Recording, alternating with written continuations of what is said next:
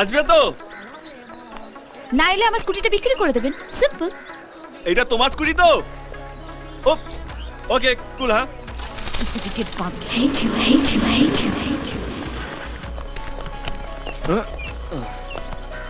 কেসটা গন্ডগোলে মনে হচ্ছে মামু। চাঁদা উঠেনি। এই যে দাদা বলছি, ওই যে স্কুটিটার দাম কত হবে? ওইটা যদি আমি হাফ প্রাইসে বিক্রি করি 10,000 টাকা পেয়ে যাবো? স্কুটারের দাম? হুম। কে তুমি? কোন ইয়ার, কোন সেকশন, কোন স্ট্রিম, কি সাবজেক্ট তোমার? তোমাকে তো আগে কোনোদিন দেখিনি। দেখবে কি করে, সবে তো আজ থেকে ধান্দা শুরু করেছি বস। ধান্দা শুরু করেছো?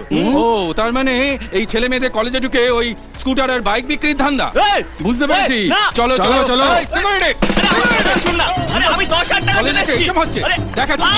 এই, security, এসো, এসো, এসো, এসো, এসো। আমার কথাটা শুনুন না ভাই।